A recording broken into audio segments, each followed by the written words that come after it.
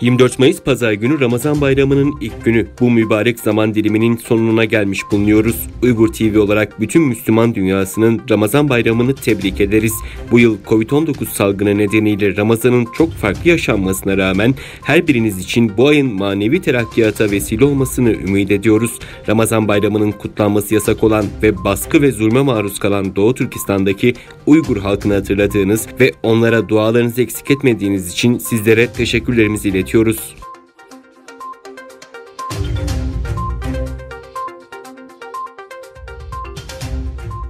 Doğu Türkistan'daki en etkili yayınlardan biri olan Şinjiang Kültür Dergisi'nin yayın editörü ve eski müdürü Kurban Mamut'un 3 yıldır ortadan kaybolduğu, tutuklandığını iddia eden ailesinin ise halen Çin makamlarından şahısla ilgili bir resmi bildirim almadığı ortaya çıktı. Özgür Asya Radyosu'nun Urumçi'deki ilgili makamlar ve müdürün iş arkadaşları meslektaşlarıyla yaptığı telefon görüşmesi sırasında işveren taraf ve meslektaşları Kurban Mamut'un tutuklandığını doğrularken neden içeri alındığı veya nerede tutulduğuyla ilgili bilgi sahibi olmadıklarını aktardı. Bilgilere göre Kurban Mamut'un 2017 sonlarına doğru hiçbir gerekçe gösterilmeden çalıştığı iş yerinden tutuklanıp hala bilinmeyen bir yerde tutulduğu, bu süreçte tutsağın ailesine hiçbir şekilde bilgi paylaşımı yapılmadığı ABD'deki oğlu Bahram Sinas tarafından paylaşıldı.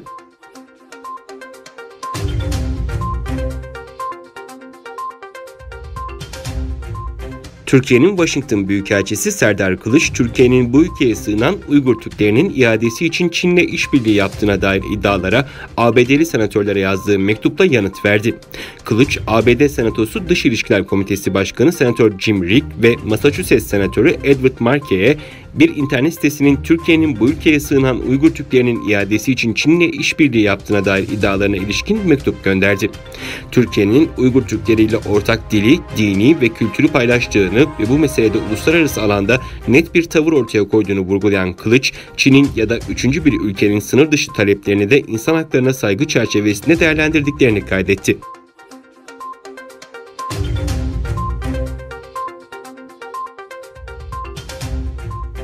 Avrupa Birliği Dış İlişkiler ve Güvenlik Politikası Yüksek Temsilcisi Josep Borrell, Çin'in Hong Kong özel idari bölgesinde hükümet karşıtı gruplarla mücadeleyi güçlendirmek için yeni güvenlik yasası çıkarma girişimine tepki gösterdi. Konuya ilişkin yazılı açıklama yapan Borrell, AB'nin bir ülke iki sistem ilkesi çerçevesinde Hong Kong'un istikrar ve refahına büyük önem verdiğini belirtti.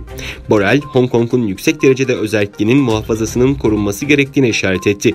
Borrell, AB'nin gelişmeleri yakından takip edeceğini vurguladı.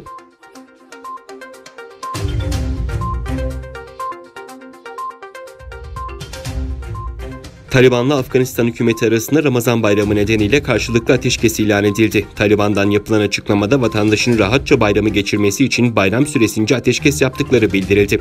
Afganistan Cumhurbaşkanı Eşref Gani de Taliban'ın ateşkes kararını olumlu karşıladıklarını ve kendilerinin de bayram günlerinde ateşkes kararı aldığını bildirdi.